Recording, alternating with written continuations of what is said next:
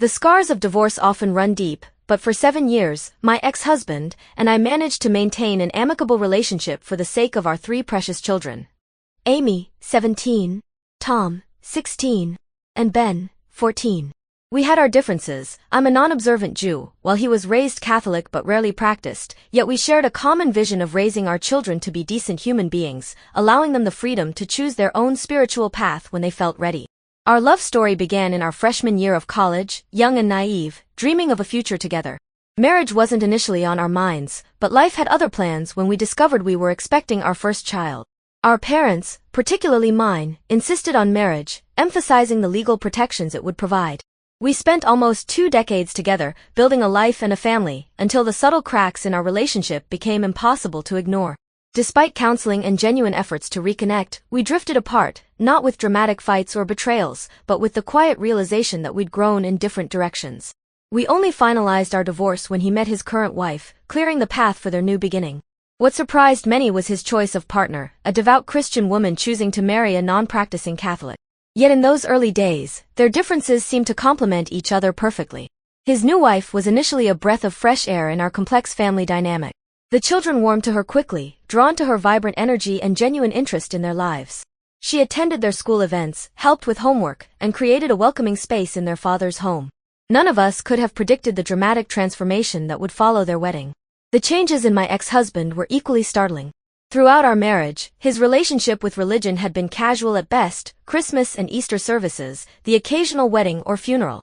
Now, suddenly, he spoke of spiritual awakening and the importance of faith.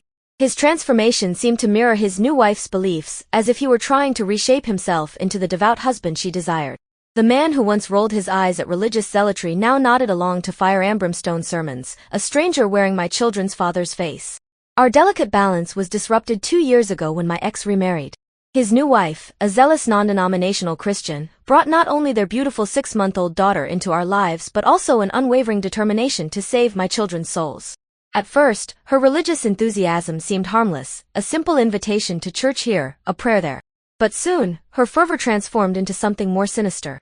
She began tormenting my children with vivid descriptions of eternal damnation, warning them that without accepting Christ as their savior, both they and their Jewish relatives would burn in the fires of hell. Her influence crept into every aspect of their visits, mandatory grace before meals, religious books mysteriously appearing in their rooms, Christian music playing constantly in the background. The walls of their father's once neutral home became adorned with religious imagery and Bible verses, transforming a place of comfort into an arena of constant spiritual pressure. Even their entertainment choices fell under her scrutiny. Harry Potter was banned, deemed satanic, and any movie containing even mild profanity was forbidden. The psychological impact was immediate and severe. My children, once comfortable in their father's home, now refused to step foot inside unless their father agreed to meet them elsewhere, away from their stepmother's religious persecution. It took my ex-husband far too long to finally put his foot down and curtail his wife's zealous crusade. Just when we thought the storm had passed, a pivotal moment occurred. My parents took the children to Poland to visit our family, including a deeply moving trip to Auschwitz. The experience profoundly affected Ben, awakening in him a powerful connection to his Jewish heritage. Upon returning home, he began attending temple with my father, finding solace and purpose in preparing for his bar mitzvah under the guidance of a compassionate rabbi. His stepmother's reaction to this news was nothing short of catastrophic. One afternoon, while my ex-husband was away, she orchestrated what can only be described as a religious ambush. The house, usually quiet and peaceful, suddenly filled with unfamiliar faces, members of her church, their eyes blazing with misguided righteousness. They surrounded my children, who were simply trying to watch TV in their own father's home, forming an intimidating circle of clasped hands and fervent prayers.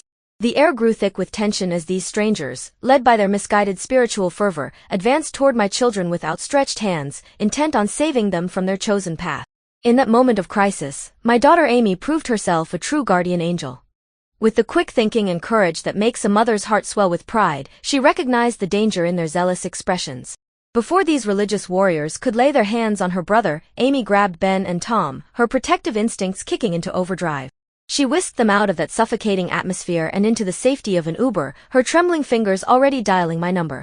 When my ex-husband finally returned home and learned of his wife's orchestrated intervention, he offered what seemed like a heartfelt apology. But the damage was already done. Ben, his voice quivering with a mixture of hurt and determination, declared that his stepmother was no longer welcome at his bar mitzvah or the celebration afterward. My ex's response revealed where his true loyalties lay. He proclaimed he couldn't attend any event where his wife wasn't welcome, effectively choosing her religious crusade over his son's spiritual milestone. The aftermath was a storm of accusations and guilt-tripping. My phone buzzed constantly with messages from my ex, his parents, and his wife, all attempting to paint me as the villain for not forcing our son to forgive and forget. My own parents, upon learning of this religious ambush, barred my ex's wife from their home but pleaded with Ben to allow his father to attend the ceremony. Yet my ex remained unmoved, his ultimatum standing firm: either both he and his wife attend, or neither would come. 5 days after the incident, what began as an attempt at reconciliation devolved into another spiritual siege. My ex invited me to their home under the guise of clearing up misunderstandings, only for me to find myself face to face with his wife's pastor and his wife. The atmosphere was charged with an unsettling mix of righteousness and desperation as his wife, tears streaming down her face, spoke of eternal separation in heaven. Her voice trembled with emotion as she described the torment of being forever parted from those she loved, a fate she claimed awaited us all unless we embraced her beliefs. The birth of their daughter had intensified her religious fervor to an alarming degree. What had started as passionate faith transformed into something closer to obsession in the months following the delivery. Her fear of eternal separation seemed to intertwine with the powerful emotions of new motherhood, creating a desperate need to save everyone around her. The postpartum period, already a vulnerable time, appeared to amplify her existing religious convictions into something almost manic in its intensity. When I suggested, perhaps unwisely, that her postpartum hormones might be intensifying her emotional state, the room erupted into chaos. My ex and his wife bristled with indignation, while the pastor began quoting scripture with increasing fervor. Through it all, my ex sat in complicit silence, only speaking to defend his wife's intentions and reveal his newfound religious awakening, a conversion that seemed to coincide suspiciously with his new marriage. The situation reached its breaking point when the pastor, his voice dripping with condemnation, proclaimed that Jews would face divine punishment both in this life and the next for rejecting Jesus as the Messiah. My children, who had maintained remarkable composure until then, finally snapped. Amy rose from her seat, disgust etched across her face, while Tom delivered a scathing indictment of their hypocrisy, vowing never to return to their home. The legal aftermath was swift and necessary. Armed with a family lawyer's guidance, we secured both a temporary restraining order and emergency custody. The police report we filed that day felt like the final nail in the coffin of what was once an amicable co-parenting relationship. My heart ached for my children, thrust into this religious battlefield against their will. Until this point, we had never needed formal custody arrangements. We had simply worked things out between ourselves, trusting in our shared commitment to our children's well-being. But now, with the help of a lawyer my parents found, we rushed to the courthouse to file for emergency orders. The judge, hearing our story and reviewing the police report, granted us temporary full custody and a restraining order against the stepmother. The legal system, which we had avoided for so long, became our refuge. 3.5 months later, the wounds still haven't healed. Despite having full custody and decision-making authority over the children's religious upbringing, new challenges emerge. My ex-in-laws, once loving grandparents, now play a dangerous game of deception, allowing the stepmother to pop in during visits despite explicit agreements against it. Their request for a 5-day Christmas visit masks a web of broken trust and hidden agendas. The truth emerged through my daughter's confession. The stepmother had been a constant, unwelcome presence, with the grandparents sworn to secrecy. Ben's visible relief at not having to visit spoke volumes about the trauma he still carries. Even Amy, the strongest of the three, admitted to feeling unsettled by her stepmother's appearances. Tom, always the most diplomatic of the siblings, confessed to feeling betrayed not just by the stepmother's actions, but by the adults who should have protected them, choosing instead to enable her behavior. The breakdown of family relationships has been particularly painful to witness. My ex-in-laws, who once prided themselves on their role as loving grandparents, seem caught in an impossible position between their son's new marriage and their grandchildren's well-being. Their choice to prioritize their son's wishes over their grandchildren's comfort has created a rift that widens with each passing day. The complex web of loyalty, faith, and family obligation has transformed once strong bonds into fragile threads that threaten to snap completely. When confronted, my ex-mother-in-law's response was defensive, claiming they shouldn't have to choose between their grandchildren. My ex-husband's dismissive attitude and his wife's accusations of unfairness only reinforced the painful reality. Sometimes protecting your children means making difficult choices, even if it means severing once cherished family bonds. The final blow came when my in-laws declined to attend Tom's birthday dinner, citing discomfort with the stepmother's exclusion. Their counteroffer of a separate celebration at their house was met with firm rejection from both Tom and Amy.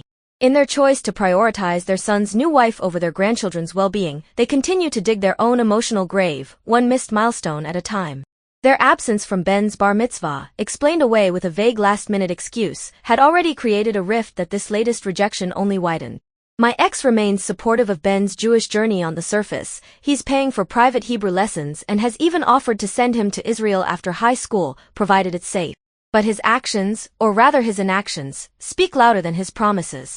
He continues to enable his wife's religious persecution while claiming to support our son's spiritual choices, a contradiction that hasn't gone unnoticed by our perceptive children.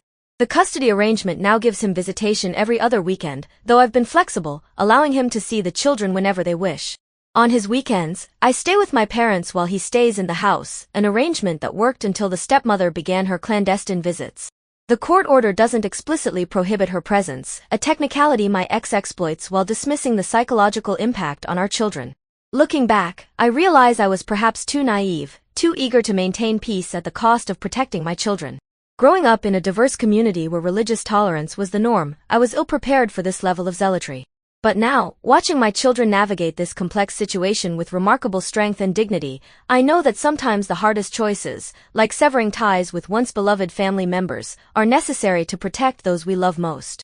The pain of these broken bonds is real, but the alternative, forcing my children to endure continued religious persecution in the name of family harmony, is simply unthinkable.